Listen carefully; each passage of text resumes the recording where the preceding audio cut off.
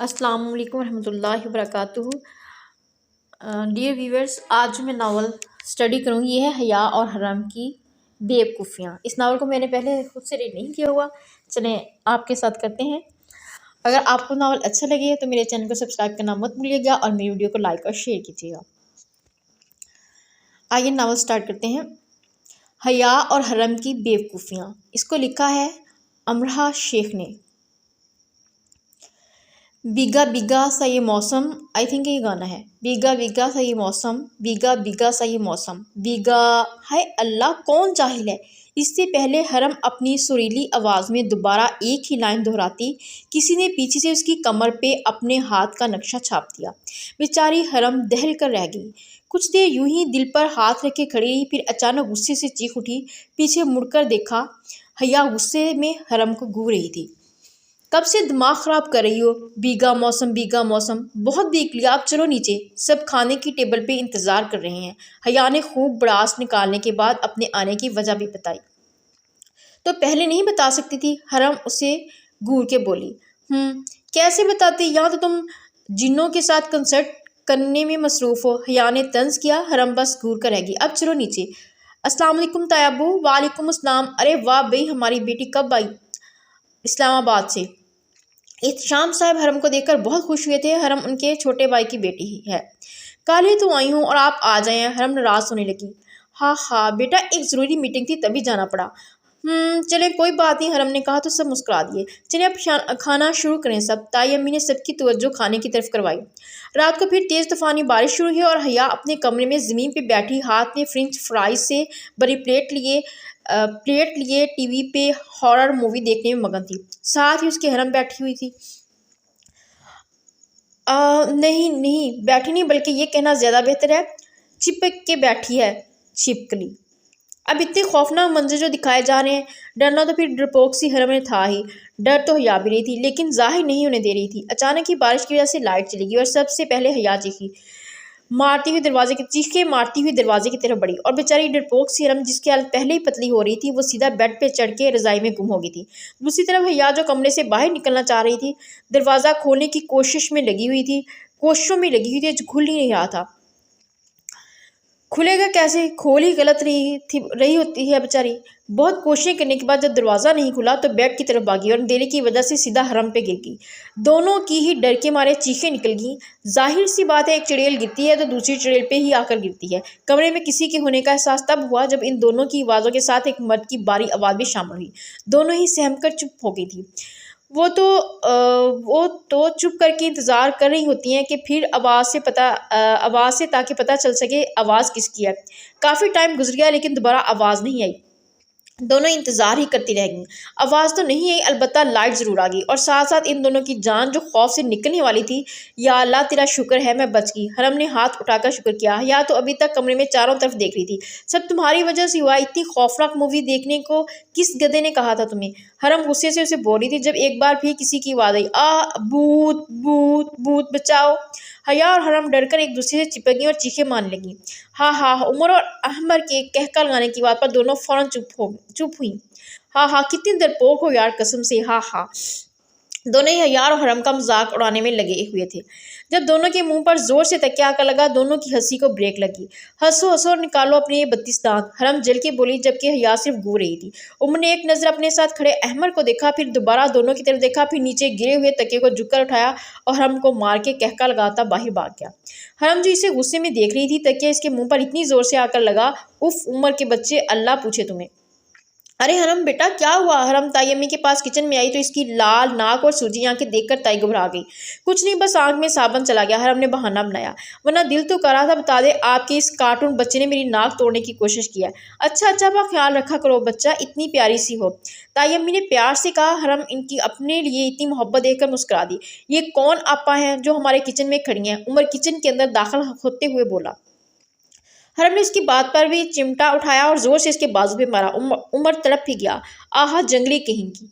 हाय अम्मी, जला दिया आपके प्यारे लाल को। हाय, ज्यादा ड्रामे मत करो वरना सच में चिमटा तेज गर्म करके दोबारा इससे भी ज्यादा जोर से मारूंगी। हरम इसके ड्रामा करने पर और चिढ़ गई। जालिम औरत, उमर ने जुमा जुमा कर कहा। मुझे जालिम औरत कहा तुमने?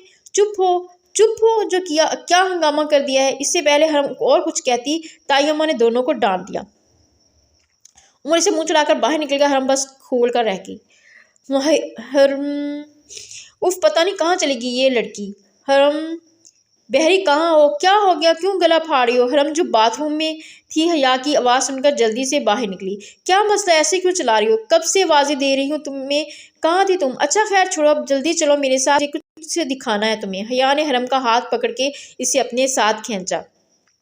उफ, क्या हो गया, छोड़ो हाथ, मैं चल रही हूँ खुद। हरम ने तब कर कहा। हया ने उसका हाथ छोड़ दिया। अब बताओ क्या दिखाना है। हरम जल्दी से बोली। सब्र करो, बताती हूँ, तुम बस मेरे पीछे आओ। हैं, लेकिन जा कहाँ रही हो। उफ, चुप हो जा छिपकली।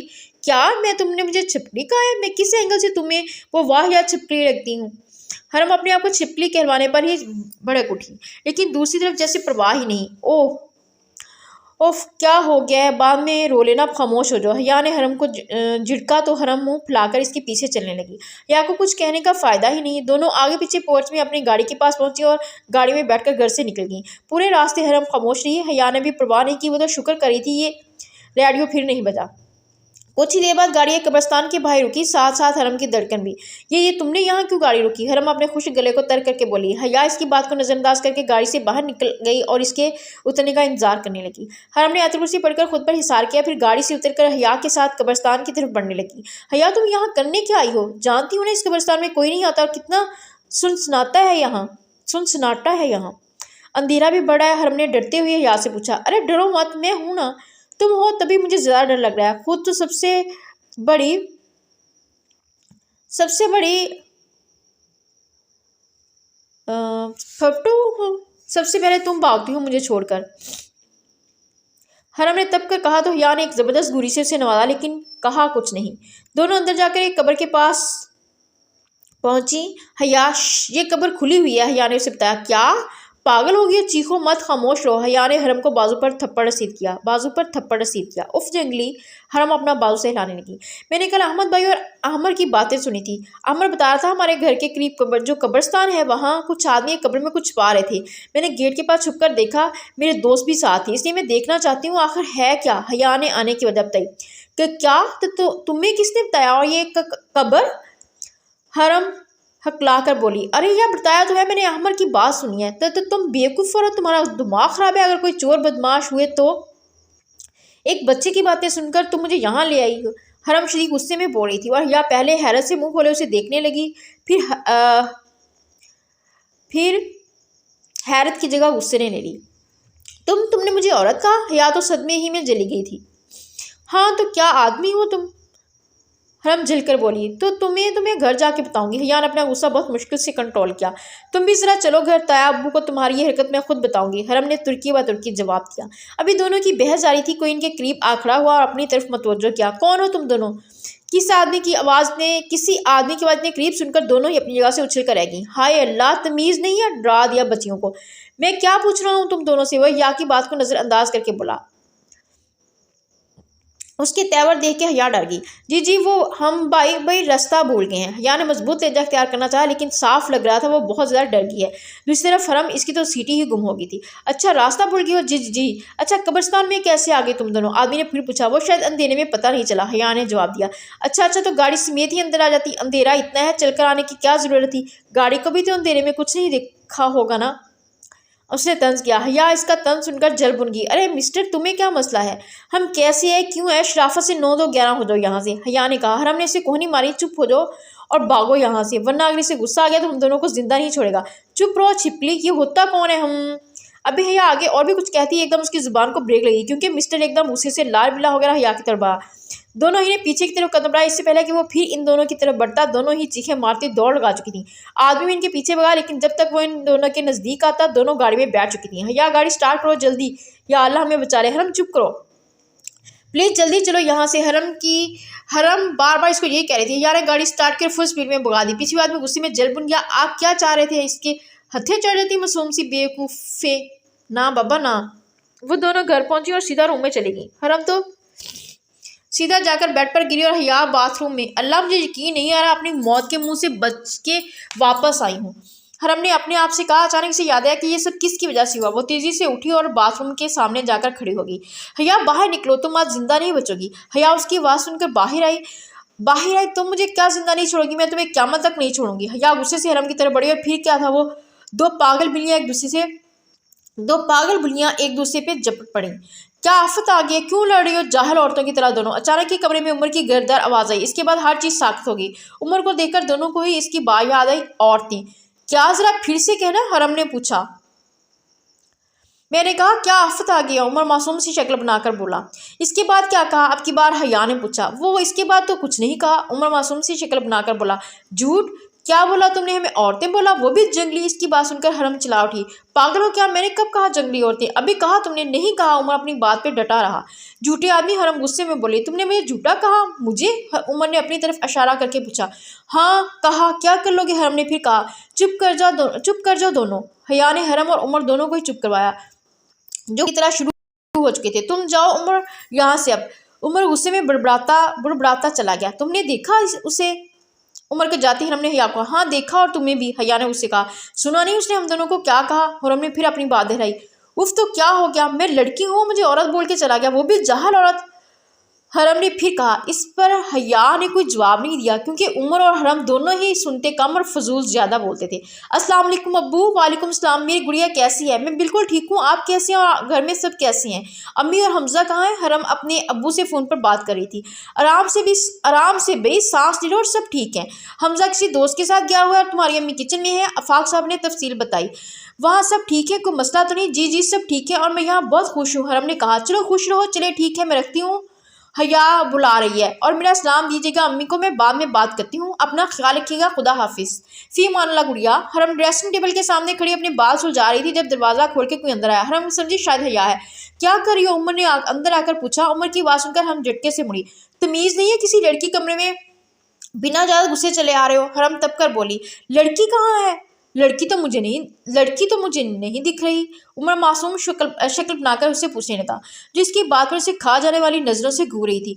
तुम बदतमीज होने के साथ साथ अंधे भी हो। मैं नजर नहीं आ रही तुम्हें? उमर के मासूमियत से कहने पर हरम का दिल किया कोई चीज इसके सर पर दे मारे। हैं तुम वो लड़की? उमर हैरान होने की एक्टिंग करते हुए पूछने लगा। रुक जाओ तुम, मैं अभी जाकर तुम्हारी शिकायत अब्बू से करती हूँ। हरम तब कर तेजी में कमरे से जाने लगी जब अंदर से आती हया से टकराई।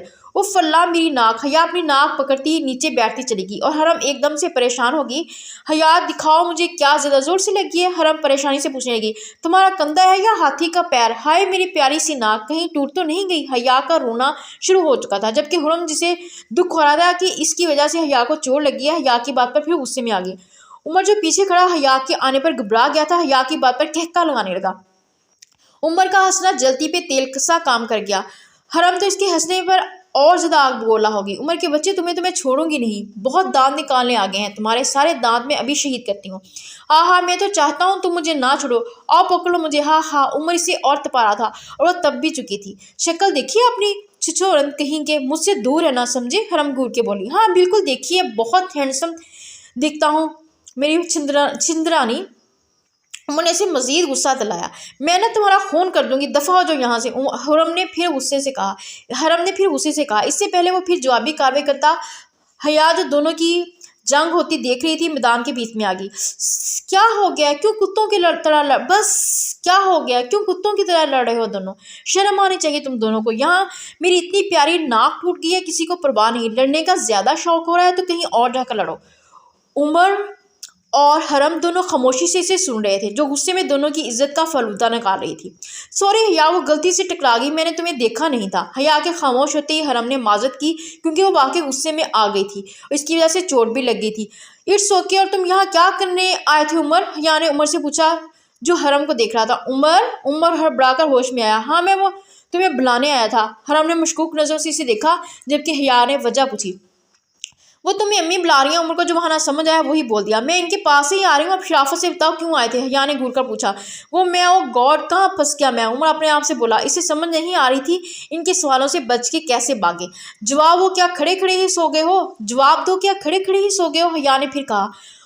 उफ, हटो यार भाई, हूँ तुम्हारा क्या ज़रूरी है कि वजह हो तब भी हाँ उमर को अब कोफत हो रही थी। जी बिल्कुल, क्योंकि बकौल आपके आप मेरे भाई हैं, बिना वजह के आप क्या आपके फरिश्ते भी यहाँ नहीं भटकते। हया ने हर लफ्ज़ चबा चबा कर कहा। उमर शर्मिंदा हुए बगैर बोला, तुम्हें तो मैं बाद में बताऊँगा, हटो अब। उमर हया को धक्का देकर कमरे से ही चला।